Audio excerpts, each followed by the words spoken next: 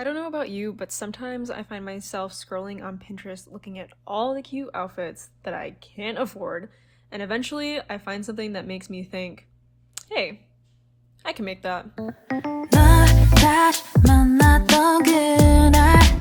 Hi friends, welcome to my tiny corner on the internet. My name is Din, like dinner, hence the name Leftover Dinner. I'm sure if you're on Pinterest, you've seen all of these stylized outfit flat lays. They're all over my Pinterest homepage and I keep adding them to my Pinterest boards. And there's this one flat lay I keep seeing every time I'm on Pinterest. It's this really cute outfit that has a tomato sweater. It's to the point where Pinterest has directly advertised me this sweater because I like it so much. So now not only will I see actual pins of this sweater, but I will get directed advertisements too. I mean, it's just such a cute sweater for the fall and winter time. I think it's really the red from the tomato that gives it that cozy feeling. And as a Delulu crafter, I know I had to make my own version of the sweater, but today we're faced with two challenges. First, I'm on a yarn ban. If you don't know what that basically means a girl buys too much yarn and now she's cutting herself off until the end of the year. So I have to only use yarn that I currently have. Two, I do not have enough yarn to make this sweater. The sweater is only 3 colors. It's the white,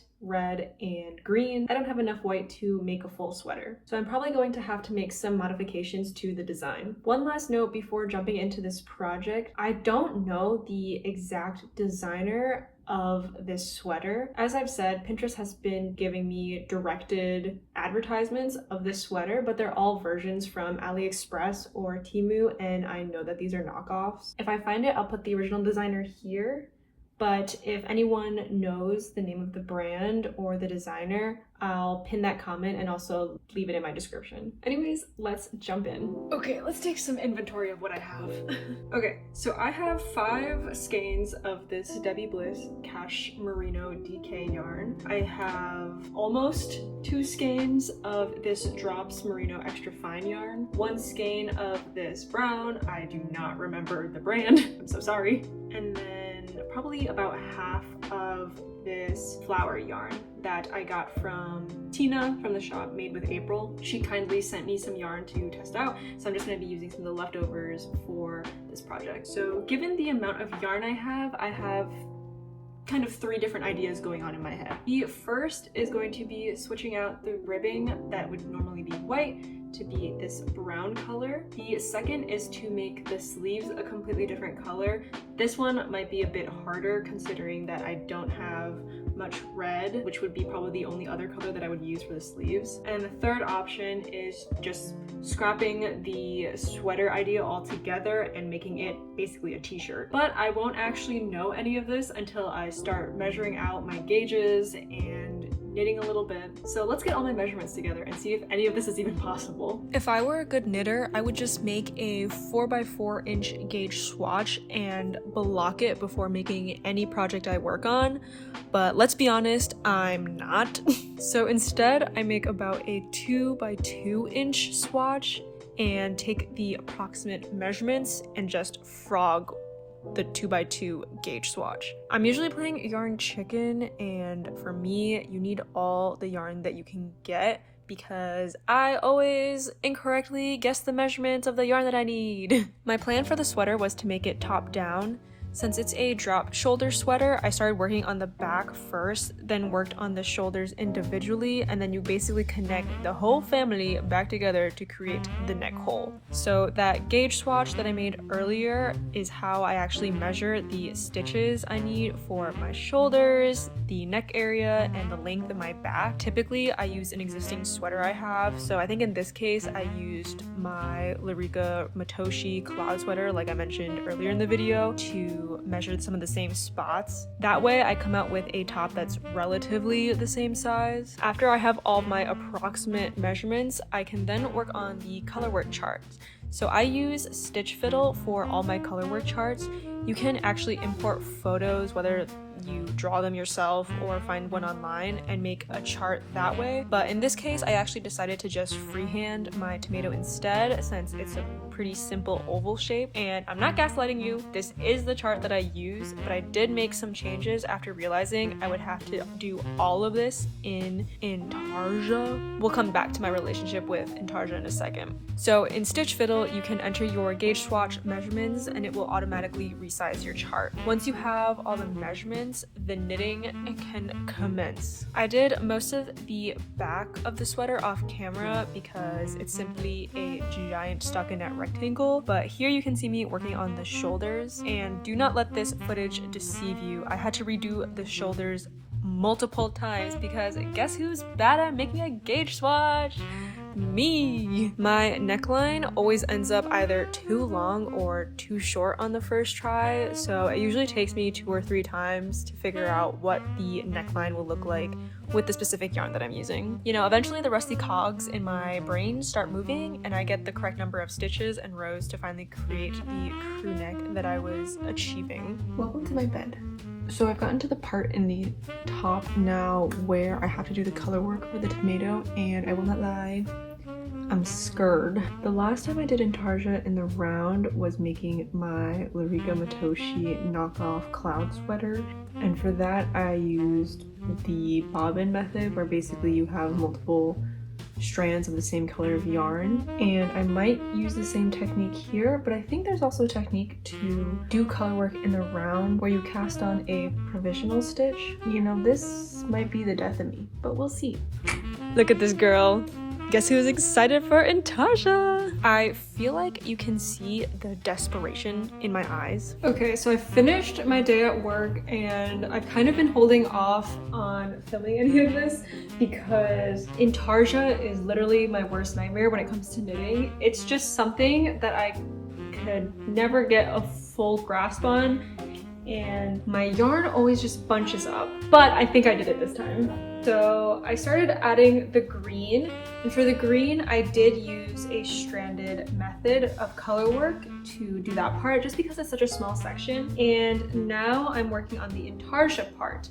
So I got to think about how to do this INTARSIA in the round too. I've done it before in the past, but I cannot remember for the life of me how I did it. So I'm gonna search up a bunch of videos and figure this out. I will conquer INTARSIA knitting. I'm also on a little break from work just because it's Thanksgiving week, and I'm really getting into like the holiday vibes now. I have a candle burning in the background. I'm gonna drink some tea, some like spiced tea, eat some peppermint cookies, have my dinner. I've been marathoning Harry Potter, so I'm getting into the holiday spirit and it's just so cozy.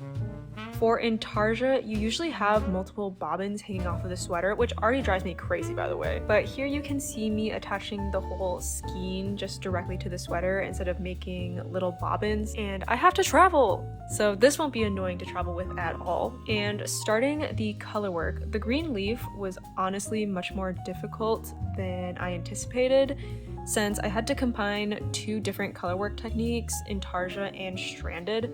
I actually don't mind stranded color work that much. I do have a tendency though to make the color work too tight, so I had to go back a couple times and loosen my tension up. And this is why I have wrist problems. Now, the last time I did INTARSIA in the round, the back looked so bad, but thank the Lord for YouTube, because there were a few tutorials on how to do INTARSIA in the round. This did mean, however, that I would have to work back and forth between purling and knitting, which meant that this project was going to take a lot longer than I expected. Originally, I wanted to wear this to Thanksgiving dinner, but the purl rows and my wrist pain weren't gonna let that happen. Okay, did I mess up a few times?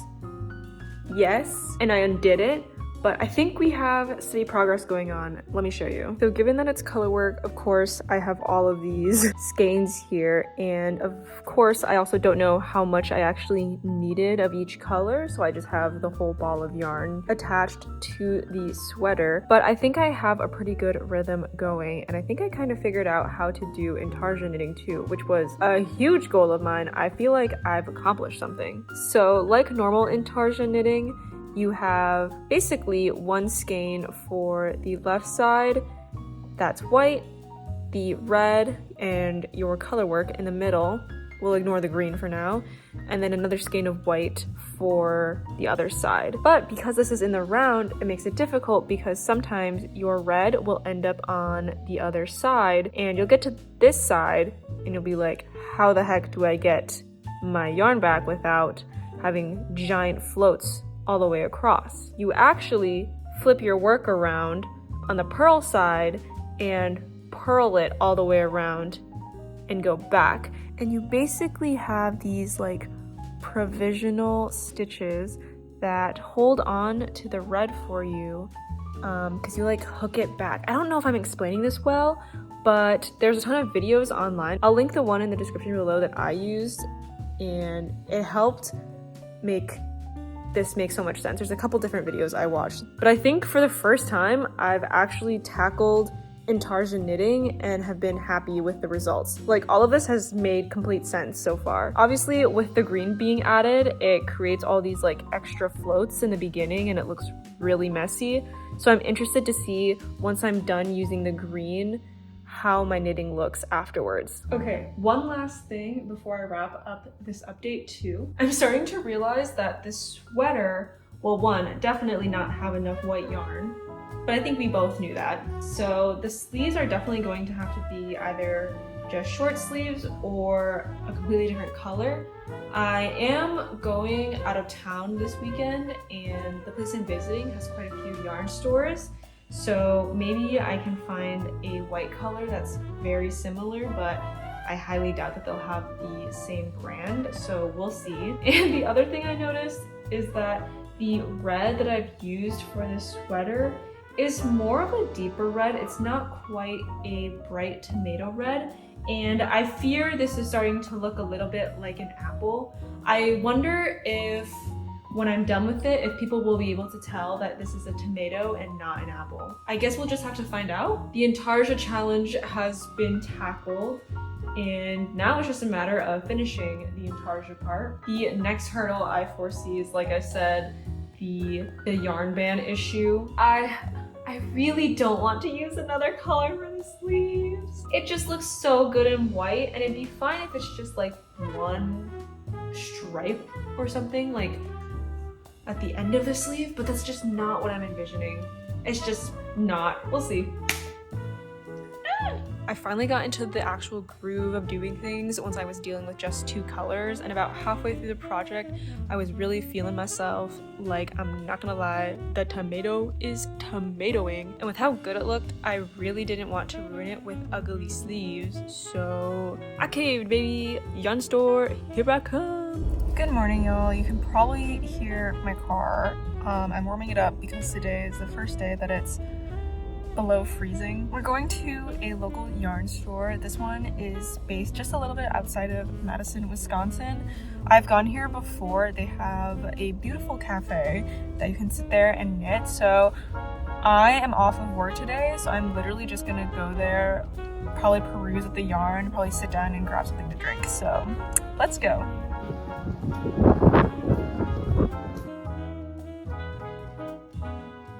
I spent a long time trying to find the best yarn that matched the sweater, and I couldn't find any good DK weight yarns that matched, so I looked mainly at worsted weight yarn, and you know, maybe I looked at some other yarns too because they were enticing, but I swear to God, I swear on my life, I did not buy any other yarn. I only got the yarn that I needed. So am I technically breaking the yarn ban?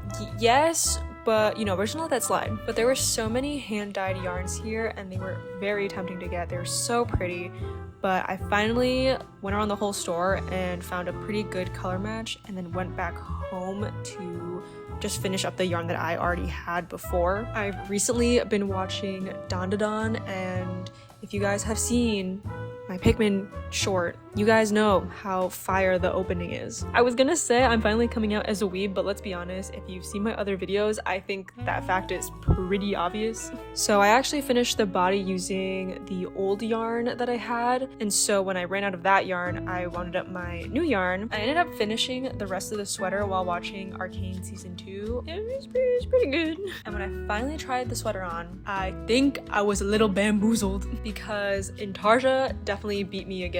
I definitely messed up somewhere with the INTARSIA. I think in some spots I was slipping it over instead, which caused a weird decrease in the number of rows near the tomato, which made the front of it really weird. But all in all, I think the sweater turned out pretty good. Here is how the final product turned out.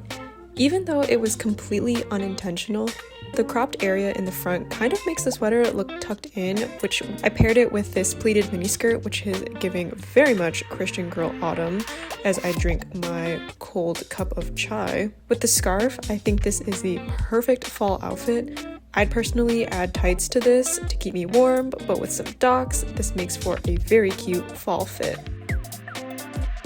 It also pairs well with just some classic denim jeans and the wrinkly tomatoes that I have in my cabinets for some reason. Oh, also this pumpkin that has been sitting on my counter since August, and I have no idea if it's rotting on the inside or not, but don't worry, I will throw it out soon. Just don't tell my roommate. Well, that's all I have for this video. Thank you so much for watching. I have one more project lined up for December that also deals with INTARSIA, so next time you'll see me, maybe I'll be a real master of INTARSIA.